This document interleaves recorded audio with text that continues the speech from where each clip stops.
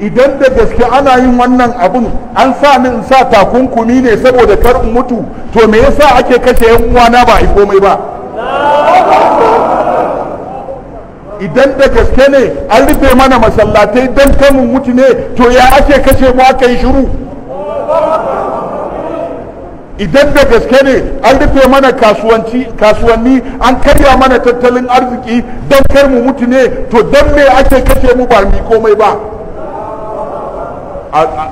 Ina karantawa a wata jarida sai aka ce mun wai wani gwamna daga cikin gwamnonin da jiharsa 'yan ta'adda suke yawo da makamai wai ya haramta almajiranci. Almajiranci ce matsalarka, ana kashe mutane a jiharka shine wai kai akan almajirai zaka huce?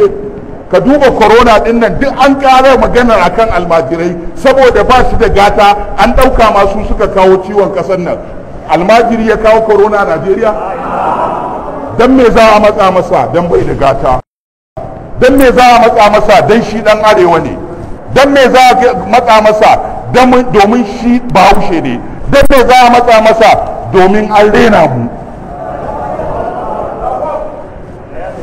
Wallahi la'azim ba za mu yi shiru ba, wallahi ba za mu yi shiru ba.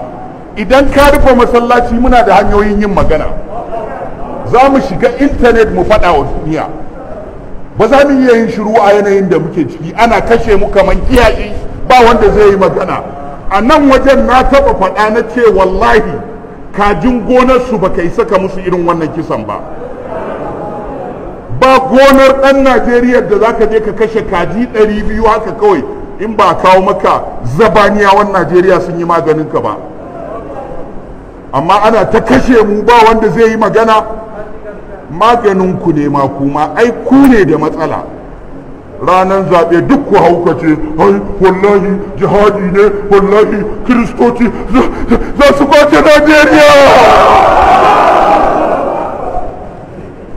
To shi kenan ba su kwace Najeriya ba, an barta a hannun wanda zai zauna ana kashe ku. Iya abin da za a yi an kashe mu wai sai a ce shugaban ƙasa ya yi Allah wadai. Wane irin Allah wadai? An zaɓe shi don ya yi Allah wadai ne? An zaɓe shi don ya ɗau mataki ne. Idan ba zai iya ɗaukan mataki ba,